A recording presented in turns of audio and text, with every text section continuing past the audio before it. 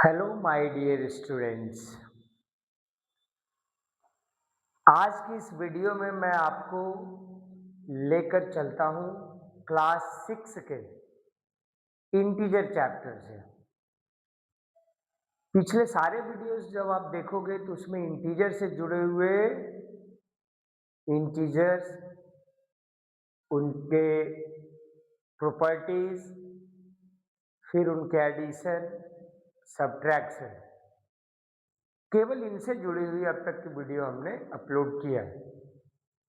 अब मैं आपको लेकर चल रहा हूं उसके नेक्स्ट एक्सरसाइज, जिस चैप्टर का नाम है मल्टीप्लिकेशन ऑफ इंटीजर्स, यानी इंटीजर्स का गुना।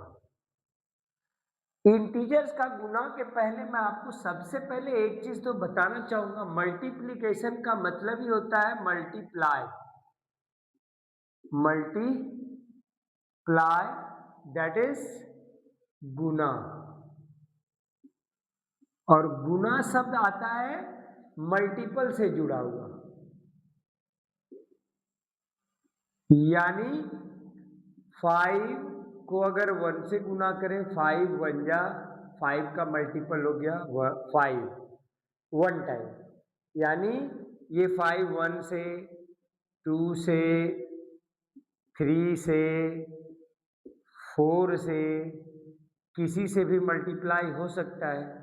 और आपने नोट किया होगा कि मल्टीप्लिकेशन में कोई बॉन्ड नहीं है, कोई टर्म कंडीशन नहीं है, कोई भी नंबर किसी दूसरे नंबर के साथ मल्टीप्लाई हो जाता है। तो फिर इंटीजर क्या आपस में मल्टीप्लाई नहीं हो सकते? हालांकि माना कि इंटीजर्स पॉजिटिव नेगेटिव भी होते हैं, लेकिन उससे फर्क नहीं पड़ता।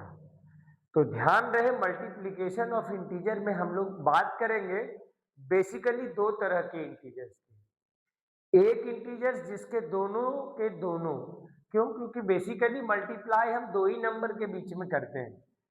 अगर 10-20 नंबर भी दिया हुआ हो तो आप एक साथ सबको मल्टीप्लाई नहीं करते। आप जब भी मल्टीप्लाई करते हैं तो किसी दो नंबर को एक साथ करते हैं।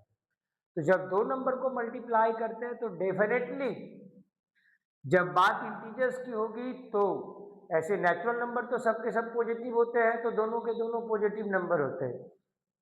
यानी याद होगा, मल्टीप्लाई में इसको कहते हैं मल्टीप्लिकेंट और इसको कहते हैं मल्टीप्लायर। तो मल्टीप्लिकेंट और मल्टीप्लायर नेचुरल नंबर में दोनों के दोनों पॉजिटिव होते हैं और उसके आंसर भी पॉजिटिव होते हैं। लेकिन जब हम लोग बात कर रहे हैं इंटीजर्स की तो निश्चित है कि कभी ये दोनों सिमिलर हो सकते हैं, कभी ये दोनों डिफरेंट हो सकते हैं, क्योंकि दो ही है तो कंडीशन दो ही हो सकता है, पॉसिबिलिटी दो ही हो सकती है। तो एक पॉसिबिलिटी है कि या तो दोनों के दोनों सिमिलर साइन वाले हों, यानी या तो दोनों पॉजिटिव हों या फिर दोनों नेगेटिव हों। तो मल्टीप्लाई हम लोग वैसे कंडीशन में भी कर सकते हैं जब दोनों के दोनों सिमिलर साइन वाले हों। और दूसरा कंडीशन क्या होता है? दूसरा कंडीशन यह होता है कि फिर ये भी संभव है कि दोनों में से दोनों डिफरेंट सिंबल वाले हों। अब ये जरूरी नहीं कि मल्टीप्लिकेंट पॉजिटिव हो मल्टीप्लायर नेगेटिव हो, या मल्टीप्लिकेंट नेगेटिव हो मल्टीप्लायर पॉजिटिव हो। क्यों? कि पॉसिबिलिटी दोनों में से कुछ भी हो सकती है। तो आइए अब हम लोग डिटेल में बात करते हैं कि आखिर इंटीजर जब मल्टीप्लाई होते हैं तो क्या रिजल्ट मिलता है, उसके क्या प्रोसेस होते हैं।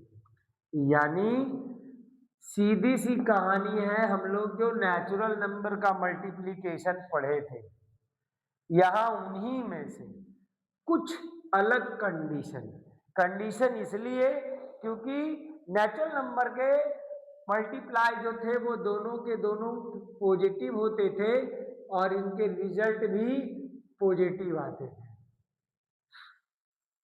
लेकिन मैं यहां आपको दो रूल बताने जा रहा हूं, इंटीजर के रूल्स। क्या है? फर्स्ट रूल है इफ बोथ द इंटीजर्स, क्योंकि मैंने अभी बताया कि भले नंबर 4, 5, 8 दिया रहे, लेकिन हम एक साथ कभी भी 4, 5, 8 को नहीं मल्टीप्लाई करते हैं। तो जब भी मल्टीप्लाई करेंगे दो नंबरों को, तो दो नंबर यानी both, if both the integers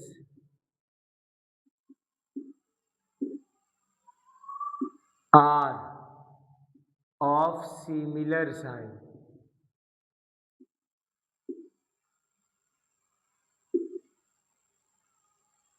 then multiply their numerical value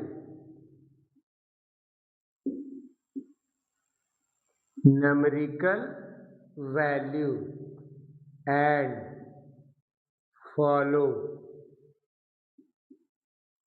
the positive sign। अगर ये समझ में ना आया हो तो मैं इसको हिंदी करके समझा रहा हूं कि अगर दोनों के दोनों इंटीजर्स सिमिलर साइन वाले, अब सिमिलर ध्यान रहे केवल पॉजिटिव ही सिमिलर नहीं हो सकते, दोनों के दोनों नेगेटिव भी सिमिलर होते हैं, लेकिन जब दोनों के दोनों नेगेटिव इंटीजर मल्टीप्लाई होते हैं तो इनके भी रिजल्ट पॉजिटिव ही आते हैं। इसीलिए मैंने क्या लिखा, if both the integers are of similar sign, मतलब अगर दोनों के सिंबल सेम ही हो, चाहे पॉजिटिव या तो नेगेटिव, तो क्या करने हैं, सबसे पहले just multiply their numerical value, उनके नंबर को आप मल्टीप्लाई कर लीजिए और जो प्रोडक्ट आए उसमें सिंबल पॉजिटिव फॉलो कीजिए, यानी पॉजिटिव सिंबल लगा दीजिए। For example 3 into 2 result will be 6, and also -3 into -2 it is also the positive sign with 6। तो देखा आपने, दोनों के दोनों अगर सिमिलर होते हैं, मतलब यहां पे अगर दोनों पॉजिटिव थे तो सीधे इनके नंबर को मल्टीप्लाई किया, यानी 3 2 जा 6, और सिंबल सीधा पॉजिटिव। जब सिमिलर हो इधर देखने का जरूरत है ही नहीं, फिर आंसर में सीधा पॉजिटिव। ठीक उसी तरह से सेकंड एग्जांपल जो है, सेकंड एग्जांपल में ये भी नेगेटिव है, ये भी नेगेटिव है, मल्टीप्लाई करेंगे तो सबसे पहले इनके नंबरिकल वैल्यू को मल्टीप्लाई कर देंगे, 3 2 जा 6, और सिंबल इन माइनस को भूल जाना है। याद होगा एडिशन में हम लोग क्या करते थे, सिंबल को ही कॉमन ले लेते थे, अगर दोनों के दोनों पॉजिटिव है तो सिंबल पॉजिटिव लेते थे, अगर दोनों के दोनों नेगेटिव है तो सिंबल भी नेगेटिव लेते थे। But in multiplication you must follow the positive sign. क्यों? क्योंकि -3 -2 मल्टीप्लाई होकर 6, याद होगा हम लोग बचपन से सीखते आ रहे हैं, plus plus plus, minus minus भी प्लस। क्यों?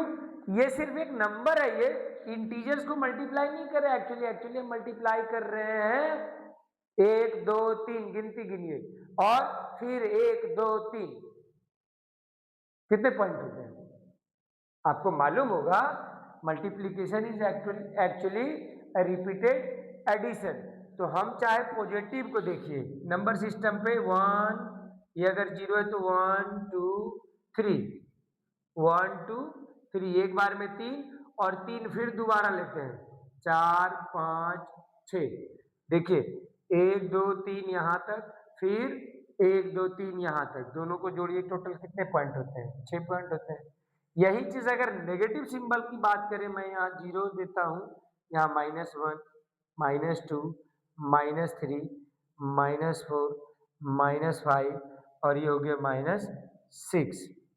नेगेटिव भी देखते हैं, 0 से लेकर -3, और इसी का रिपीटेड यानी रिपीट कीजिए, फिर 0 से -3 लीजिए, इसको अगर 0 मानते हैं तो 0 से 1, 1 से -2, -3, यानी -3 -3 दोनों जुड़ करके कितने पॉइंट आते हैं? टोटल 6 पॉइंट आते हैं। यानी आपको मालूम है multiplication is the repeated addition.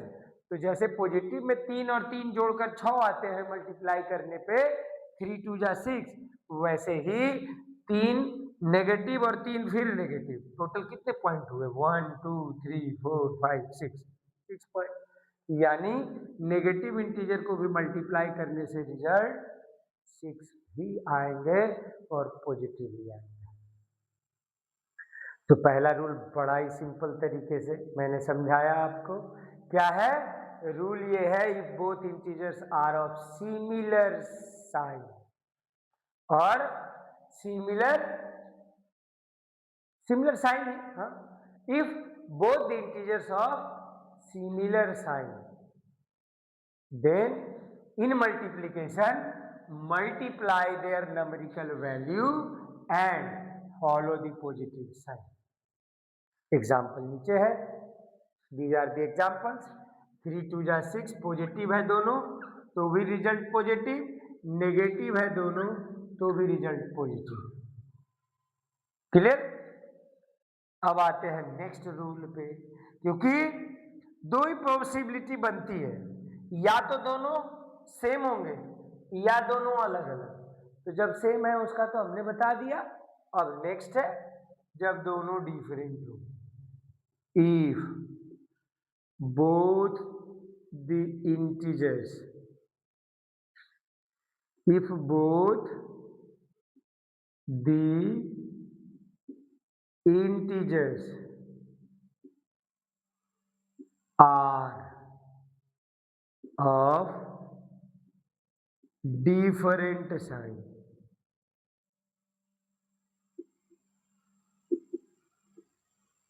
Clear है? Then first of all you multiply the numerical value, ध्यान रहे नंबरिकल जो वैल्यू है उनको तो मल्टीप्लाई हर हालत में करना ही करना है, चाहे वो दोनों सिमिलर हों। Multiply the numerical values and follow the negative sign.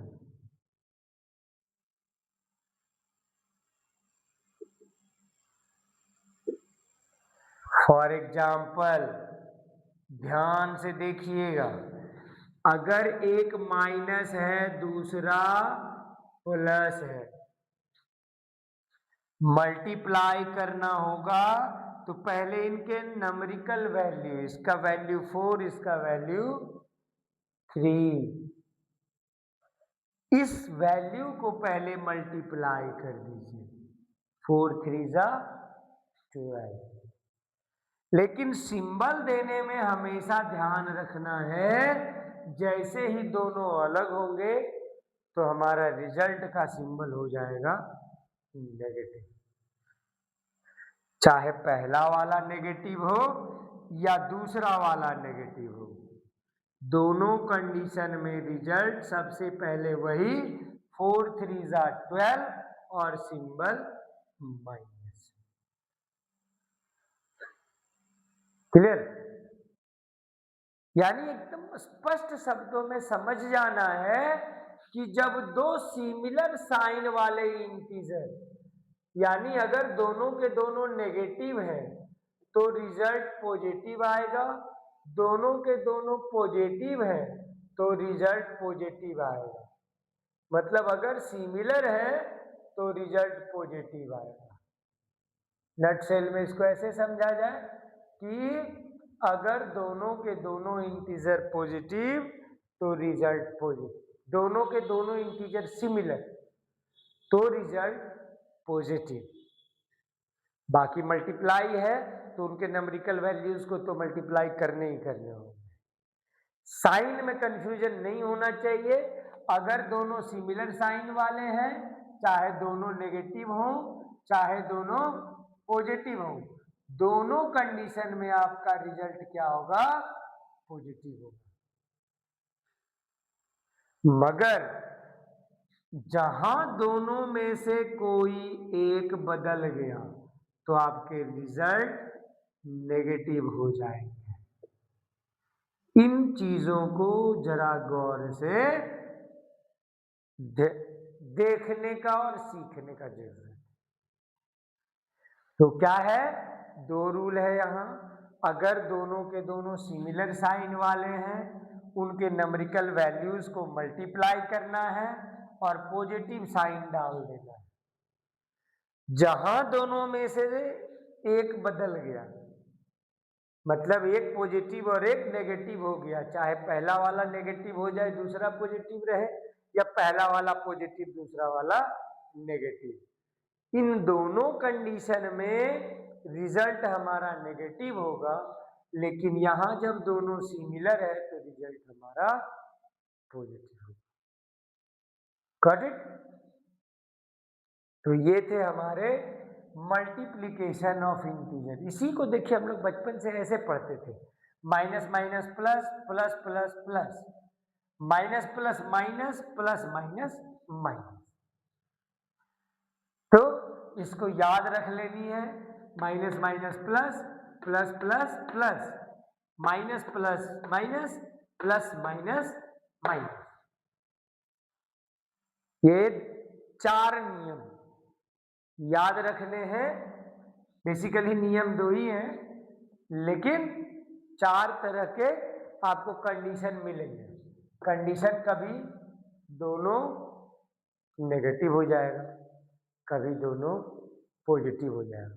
आप इसको एक कैटेगरी में रख सकते हैं, इसीलिए हमने रूल एक ही लपेट दिया, एक ही में समेट दिया कि अगर दोनों के दोनों सिमिलर साइन वाले हैं तो उनके नंबरिकल वैल्यूज को मल्टीप्लाई कीजिए और आंसर को पॉजिटिव बनाइए।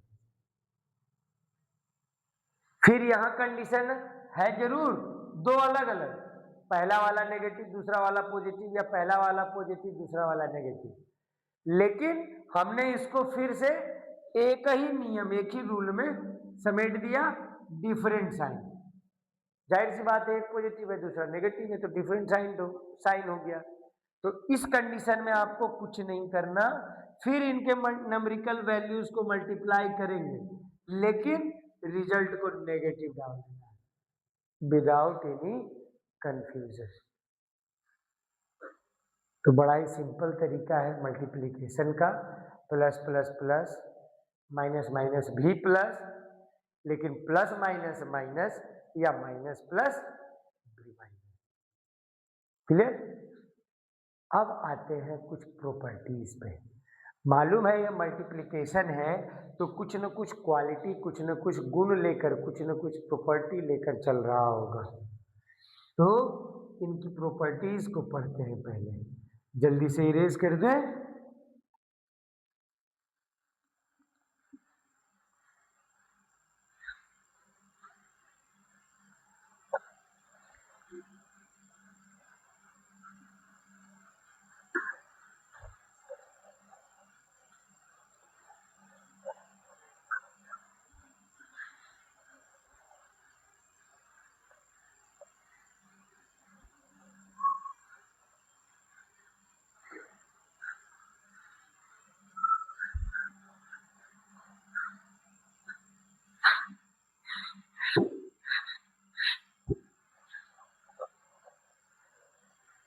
ठीक है, अब आते हैं हम लोग प्रॉपर्टी पे,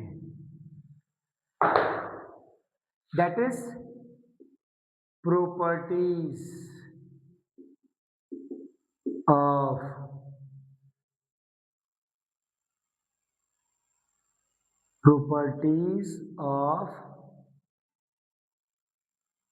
multiplication of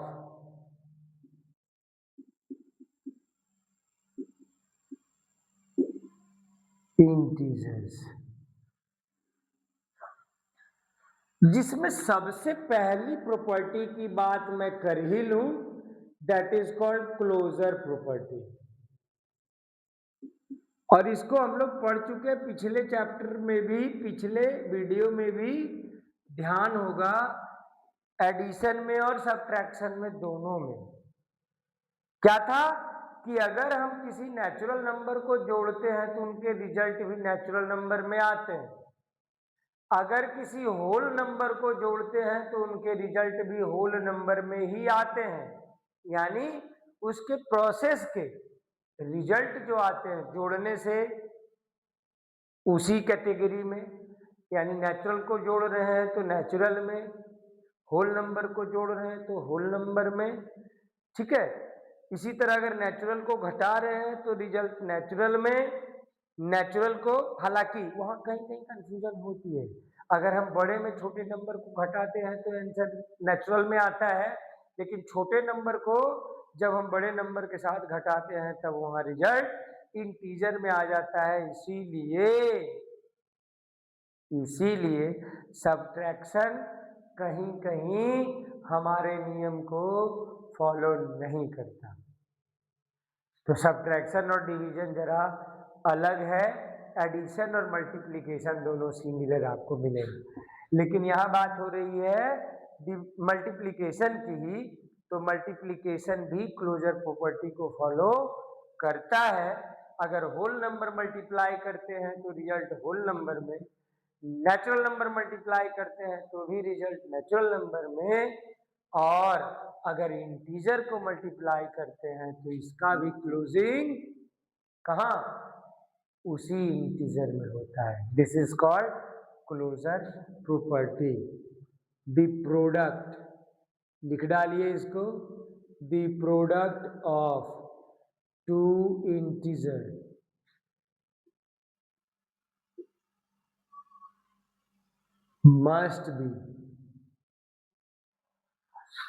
must be closed in integer। सीधी सी कहानी है, 3 into -6 that is equal to -18। ये भी क्या है, ये भी इंटीजर है, ये भी इंटीजर है, और ये भी इंटीजर है। तो ध्यान दीजिए, मल्टीप्लिकेंट भी इंटीजर, मल्टीप्लायर भी इंटीजर, और प्रोडक्ट भी इंटीजर, यानी दोनों कंडीशन में आपको क्या रिजल्ट मिल रहा है। मतलब सीधी सी कहानी है कि इंटीजर भी क्लोजर प्रॉपर्टी को फॉलो करता है, खासकर मल्टीप्लिकेशन में भी, ठीक ना। तो अगर दो इंटीजर को मल्टीप्लाई करेंगे उनके रिजल्ट भी इंटीजर ही आएंगे। This one is the property 1। अब हम लोग बात करते हैं नेक्स्ट प्रॉपर्टी की, दैट इज प्रॉपर्टी नंबर 2। और ये चीज एडिशन में भी आपने पढ़ा होगा, कॉम्यूटेटिव लॉ। कॉम्यूटेटिव लॉ क्या है, -3 into +2 is also equal to 2 into -3।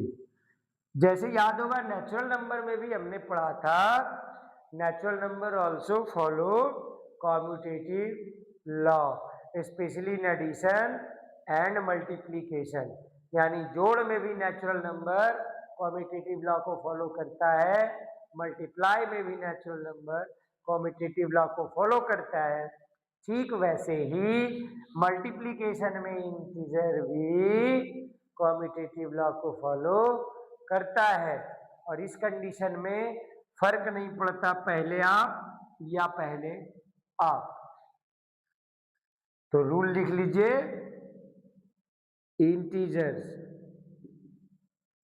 integers follow the commutative law. It means, ध्यान दीजिए, एक को मैं ए बोलूं, दूसरे को बी बोलूं, कौन नेगेटिव कौन पॉजिटिव उससे फर्क नहीं पड़ता, तो बी पहले आ जाएगा, ए बाद में आएगा, दोनों कंडीशन में रिजल्ट सेम हो, चाहे कोई नेगेटिव हो कोई पॉजिटिव हो, दोनों नेगेटिव हो दोनों पॉजिटिव हो, जो रिजल्ट इधर आना है वही रिजल्ट इधर भी आना है, चाहे उनके ऑर्डर्स आप कुछ भी कर दें, मतलब क्रम बदल दें, पहले को दूसरे स्थान पे दूसरे को पहले स्थान पे भेजते हैं तो भी हमारे रिजल्ट नहीं बदलते। This is called commutative law. ये कब होता है?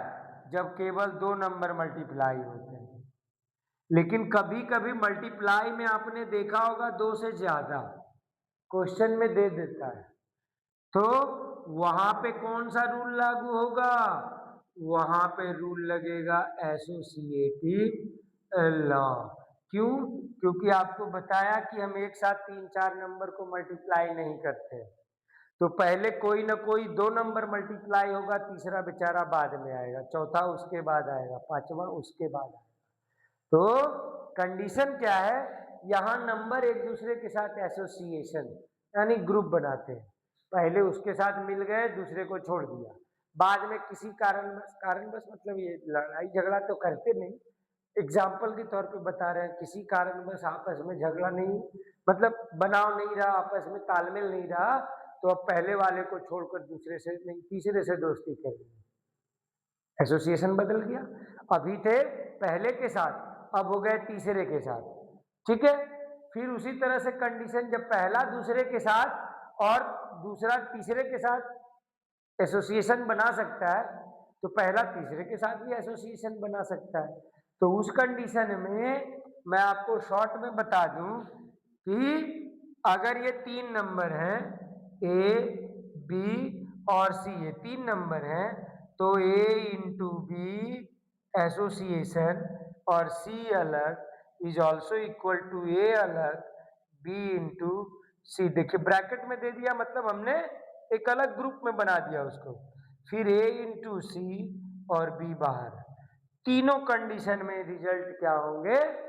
इक्वल होंगे। यानी फिर से वही कहानी, integers follow the associative law. इसका मतलब वही हो गया, it means that A into B into C, तीन अलग अलग अगर इंटीजर हैं तो पहले ए बी के साथ एसोसिएशन बना, सी बाहर हो गया, बाद में क्या हो गया? ए अलग हो गया, बी और सी के साथ एसोसिएशन बना, या कभी ऐसा भी हो सकता है कि ए और सी एसोसिएशन बना ले, बी को किनारे कर दे, लेकिन आपके रिजल्ट पे कोई फर्क पड़ने वाला नहीं है, इसीलिए इसको कहते हैं एसोसिएटिव लॉ। क्लियर हो गया? तो अब चलते हैं प्रॉपर्टी नंबर 4। उसके लिए हमें फिर से 1 2 को इरेज करना होगा। आपके वीडियो पे पूरा लिखा हुआ आएगा ही, बाद में आप आगे पीछे करके इसको नोट भी कर सकते हैं अगर आपको तकलीफ हो तो, ठीक है। थर्ड अभी नहीं मिटाता हूं, थर्ड को अभी रोक लेता हूं। अगला जो रूल है हम लोग इसको डिस्कस कर चुके हैं सबट्रैक्शन में भी।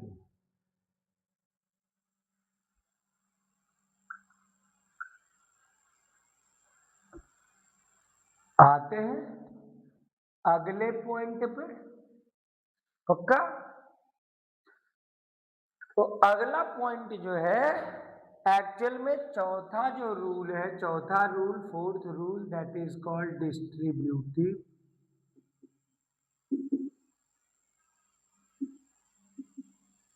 लॉ, लेकिन इस लॉ का दो पार्ट है। पहला है ओवर एडिशन, जोड़ में डिस्ट्रीब्यूशन, यानी बंटवारा। कैसे?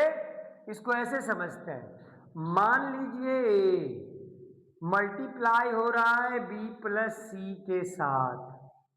यहां आपको दिख रहा होगा बी और सी में ग्रुपिंग बना हुआ है, यानी एसोसिएशन बना हुआ है, इसीलिए उसको हमने ब्रैकेट में कर दिया। मालूम है बोर्ड मास हम लोग पढ़े थे, बोर्ड मास में ब्रैकेट वाला नंबर पहले सॉल्व होता है। तो इस कंडीशन में हम पहले अगर इसको सॉल्व करेंगे तो बी प्लस सी को पहले जोड़ेंगे और तब क्या करते हैं, इस ए के साथ इसको मल्टीप्लाई करते हैं अकॉर्डिंग टू बोर्ड मास। लेकिन डिस्ट्रीब्यूटिव लॉ ओवर एडिशन क्या सिखाता है कि आप जो जोड़कर मल्टीप्लाई कर रहे हो, ये जरूरी नहीं कि हमेशा जोड़कर ही मल्टीप्लाई कर सकते हो। आप चाहो तो अलग अलग इनका बंटवारा कर दो, लेकिन ध्यान रहिए बंटवारा इसके साथ दोनों मिलने के बाद ही होगा, क्योंकि ये मिलकर जो गुना हो रहे थे या अलग अलग पहले गुना हो लेंगे तब जुड़ेंगे। ये नियम तो फॉलो करना ही पड़ेगा। तो इस कंडीशन में ए पहले बी के साथ मल्टीप्लाई होगा और ए सी के साथ मल्टीप्लाई होगा और बाद में ये दोनों क्या होंगे, आपस में ऐड हो जाएंगे। इसीलिए इनको कहते हैं डिस्ट्रीब्यूटिव लॉ ओवर एडिशन। तो इसको कैसे लिखते हैं, integers must follow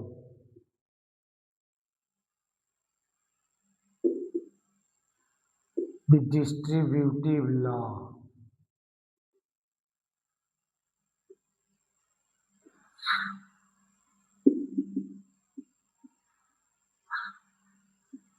over addition in multiplication।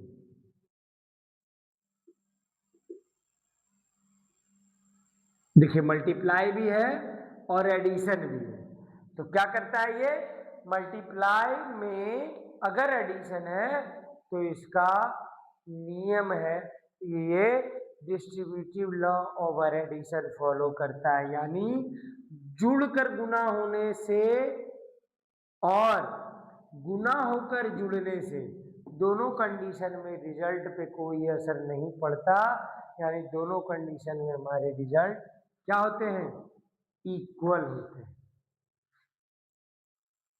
ठीक है, यानी इन कंडीशंस में रिजल्ट हमारा बदलता नहीं है, चाहे कोई पॉजिटिव हो कोई नेगेटिव हो, क्योंकि बात अब हम लोग कर रहे हैं इंटीजर की, नेचुरल नंबर की बात तो कर नहीं रहे।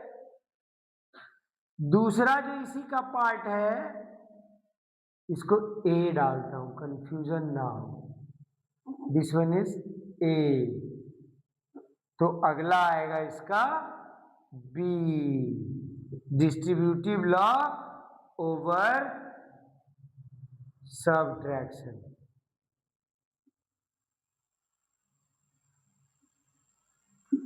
अब इसमें क्या रूल है, इसमें रूल है सिंपल सा, ए अगर मल्टीप्लाई हो रहा है बी माइनस सी से,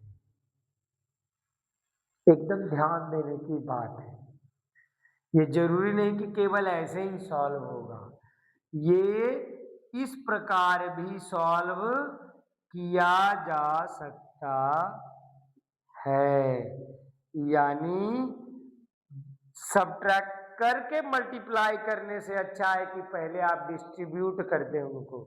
किनको? जो सब्ट्रैक्शन वाले नंबर थे इनको अलग अलग बंटवारा कर दिया, लेकिन ये आपस में बंटवारा करेंगे, इनके साथ मिलते ही रहेंगे, क्योंकि ये बाहर से मल्टीप्लाई हो रहा था, यानी बाहर से ये सपोर्ट देने वाला था, तो ये सपोर्ट इसको भी दे रहा था, ये सपोर्ट इसको भी दे रहा था। तो ऐसा नहीं कि जब डिस्ट्रीब्यूट करेंगे तो एक को सपोर्ट देंगे एक का सपोर्ट छीन, नहीं, ये इससे भी जुड़ा रहेगा और इससे भी जुड़ा रहेगा। इस कंडीशन में इसको कहते हैं डिस्ट्रीब्यूटिव लॉ ओवर सबट्रैक्शन। तो इसको ऐसे लिख दीजिए, integers follow the distributive law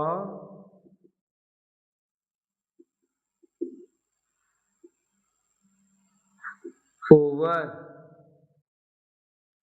subtraction.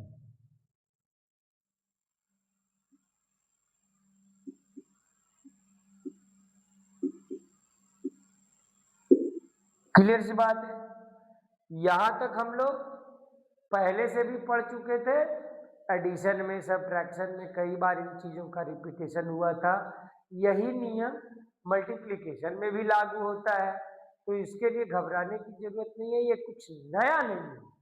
ठीक है, अब है क्या, हम लोग चलते हैं इसके बाद कुछ और इसके प्रॉपर्टीज पे। ये तीसरा वाला रूल पहले अब इरेज करते हैं।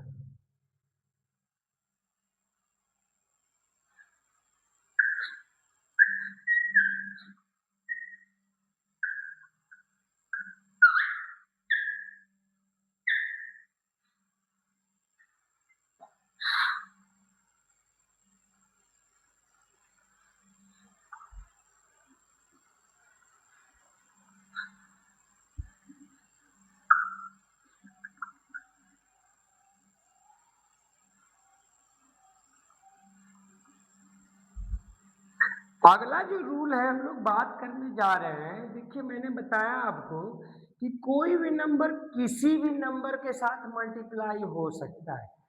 कहीं ऐसा कोई टर्म कंडीशन नहीं है कि फला नंबर अमुक नंबर के साथ ही मल्टीप्लाई होगा, अमुक नंबर के साथ मल्टीप्लाई नहीं होगा। तो उस कंडीशन में हम लोग देखेंगे कि कोई भी नंबर, इसको कहते हैं एक्चुअली प्रॉपर्टी ऑफ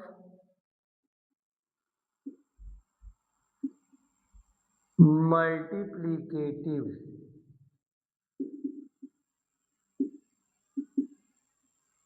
आइडेंटिटी।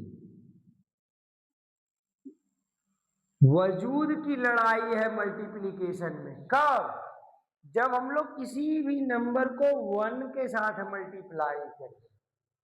तो बताया किसी के साथ मल्टीप्लाई हो सकते हैं, तो 1 के साथ भी मल्टीप्लाई हो सकते हैं। अब ए अगर कोई इंटीजर है, तो यहां देखिए आपको ये चीज तो मालूम होगा, ये कम्यूटेटिव लॉ फॉलो करते हैं, यानी 1 पहले होगा कि 1 बाद में होगा, लेकिन मल्टीप्लाई तो 1 से ही हो रहा है। इन दोनों कंडीशन में इनके रिजल्ट तो इक्वल होंगे, सो होंगे ही, और इसके रिजल्ट क्या होंगे ये भी कंफर्म है। क्या है वो रिजल्ट? वो इंटीजर ही होंगे जिससे आप 1 को मल्टीप्लाई कर रहे हैं। अब ये अगर नेगेटिव है तो रिजल्ट नेगेटिव आएगा, अगर ये पॉजिटिव है तो रिजल्ट भी पॉजिटिव आएगा। क्यों? क्योंकि सेम वही नंबर ही तो रिजल्ट आना है। 1 का यहां वजूद है जरूर, मगर वो मल्टीप्लिकेशन में आपको डिस्टर्ब करने के लिए नहीं आया। उसका काम है सिर्फ और सिर्फ आइडेंटिफाई करना कि भाई देखो एक नंबर था जो हमने साथ आया था जुड़ने, लेकिन हमने उसे छेड़ा नहीं, हमने उसका रिजल्ट डिस्टर्ब नहीं किया, उसके वैल्यू को हमने बदला नहीं। This is called multiplicative identity. ये आइडेंटिकल बना रहेगा हमेशा, ए चाहे जो भी रहे रिजल्ट वही आ जाए, A. This is called multiplicative identity. तो इसमें बस लिख डालिए, integers have the property of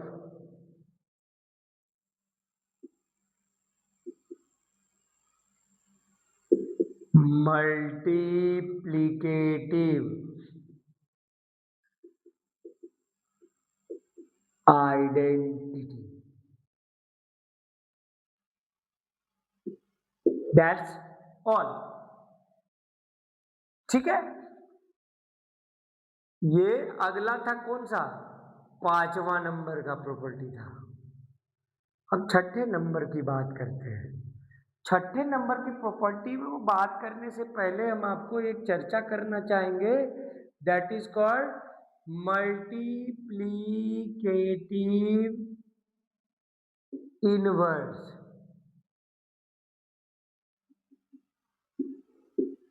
क्या है ये?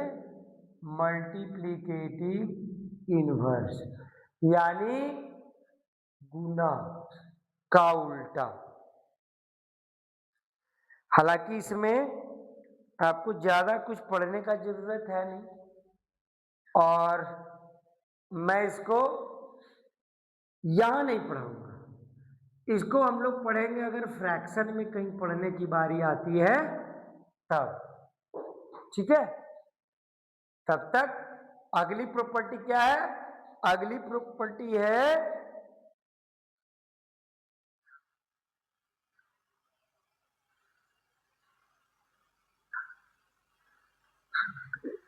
हम लोग इसको इस रूप में बात करते हैं, that is existence of zero. Zero का वजूद मल्टीप्लिकेशन में भी है। कब है? आपको मालूम है जीरो किसी के साथ भी मल्टीप्लाई हो सकता है, मना तो यहाँ है ही नहीं, कंडीशन तो है ही नहीं, लेकिन इसका रिजल्ट क्या हो जाना है? चाहे जितनी भी बड़ी से बड़ी, जितनी भी छोटी से छोटी इंटीजर को आप जीरो के साथ मल्टीप्लाई कीजिए, रिजल्ट हमेशा आपको क्या मिलता है? जीरो ही मिलता है। इस आधार पर हम कह सकते हैं कि जीरो का भी अपना वजूद है, खासकर मल्टीप्लिकेशन में। इतना पावरफुल नंबर है ये कि अगर किसी भी नंबर के साथ, चाहे वो पॉजिटिव इंटीजर हो, नेगेटिव इंटीजर हो, किसी को भी आप जीरो के साथ मल्टीप्लाई कर दीजिए, इवन जीरो जीरो के साथ खुद भी मल्टीप्लाई होगा तो भी रिजल्ट आपको लड्डू, यानी जीरो ही देगा। इसीलिए मैं इसको इस रूप में कहता हूं, that is existence of zero. तो इसको क्या लिखेंगे? When a is an integer and multiplied with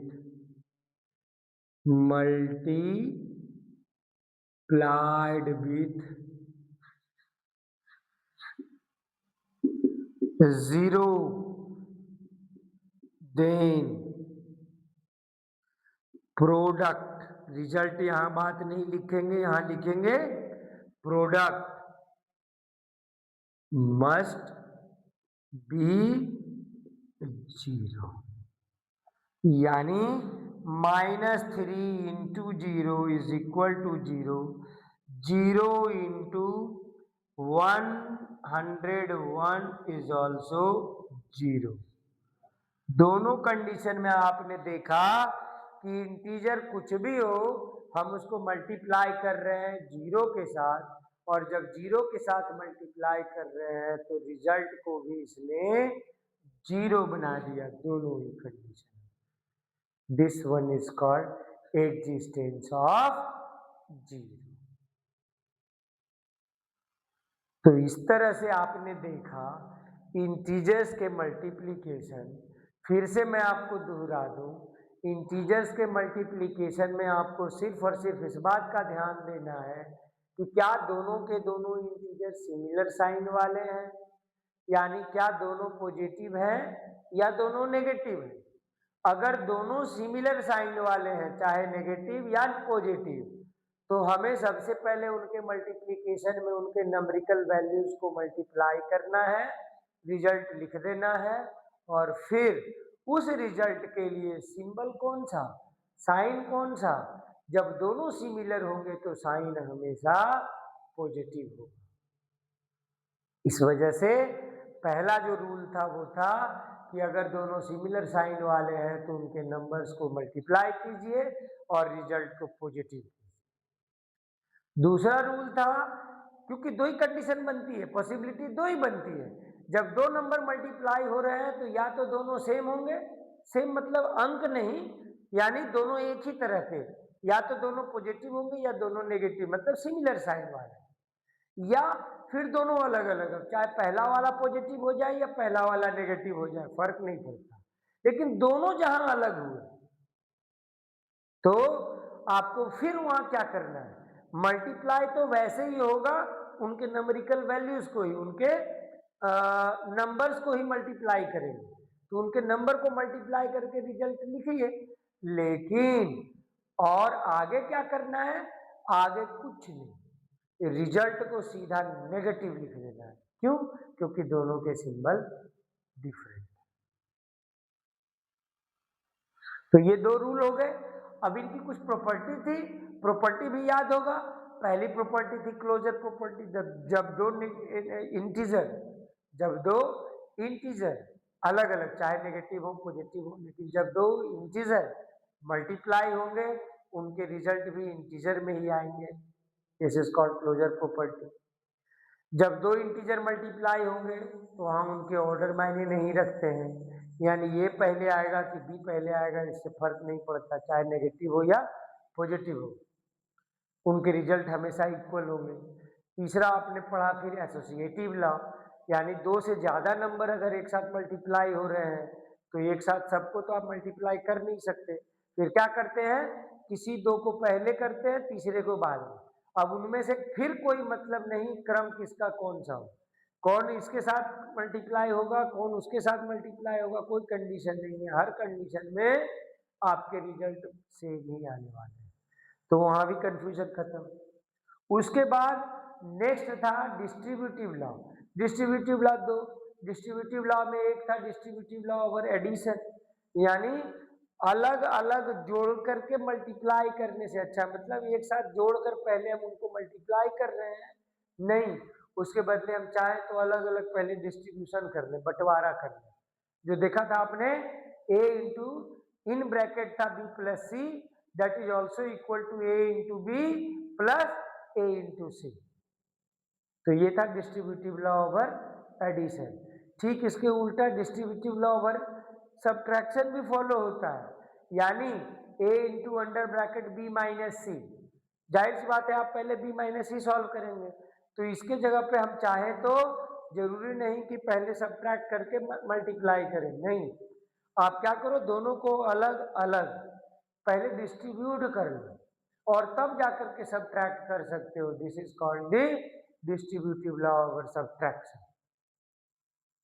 तो इस तरह से चार रूल हो गए, distributive law over addition, distributive law over addition subtraction दो हो गए, फिर उधर से तीन, क्लोजर प्रॉपर्टी, कम्यूटेटिव लॉ और एसोसिएटिव लॉ।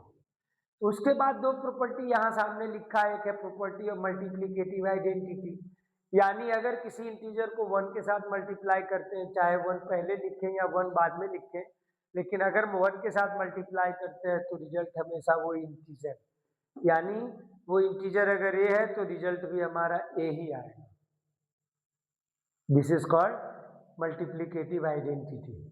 ये बदलने नहीं जा रहा, पहचान उसकी नहीं बदल रही, ए है गुना होने के बाद भी ए ही रहेगा, ठीक है। इसके बाद अगला है एग्जिस्टेंस ऑफ जीरो, यानी किसी भी इंटीजर को अगर आप जीरो के साथ मल्टीप्लाई करते हैं, चाहे वो छोटा सा इंटीजर है चाहे वो बहुत बड़ा पॉजिटिव इंटीजर है या नेगेटिव, लेकिन जब आप मल्टीप्लाई करते हो किसके साथ, जीरो के साथ, तो रिजल्ट हमेशा जीरो ही आता है। तो ये थे मल्टीप्लिकेशन ऑफ इंटीजर और उनकी प्रॉपर्टी। इसी तरह हमारे और वीडियोस के लिए बने रहिए हमारे चैनल मैथवर्स बाय अविनाश के साथ, और अगर हमारा वीडियो आपको अच्छा लग रहा है तो लाइक शेयर और कमेंट करना ना भूलें, क्योंकि आपके इन्हीं लाइक शेयर और कमेंट से हमें और नए नए और अच्छे अच्छे वीडियो बनाने के लिए हमें मोटिवेशन मिलता है, और आपके मोटिवेशन से जैसे जैसे हमारा हौसला बढ़ता जाएगा, मेरा मोटिवेशन जैसे जैसे बढ़ता जाएगा, वैसे वैसे हमारी क्वालिटी में भी काफ़ी इम्प्रूवमेंट है। क्यों? क्योंकि आपने सुना ही होगा, practice makes you perfect, gender हटा देते हैं। सुना होगा हम पहले से, practice makes a man perfect. क्यों? वुमेन परफेक्ट नहीं हो सकती क्या? गर्ल्स परफेक्ट नहीं हो सकती क्या? बॉयज परफेक्ट हो सकते हैं क्या? बिल्कुल हो सकते हैं। तो कहने का मतलब है कि जेंडर हटाइए, हम बात करते हैं सीधी सी, प्रैक्टिस मेक्स यू परफेक्ट। अब आप बॉयज हो, गर्ल्स हो, मैन हो, वुमेन हो, हमें उससे कोई फर्क नहीं पड़ता। लेकिन सीधी सी बात है, जो मेहनत करेंगे उनके रिजल्ट बेहतर होते जाएंगे, उनका परिणाम बेहतर आता जाएगा और वो ज़्यादा ज़्यादा नाम कमा सकते हैं किसी भी फील्ड में।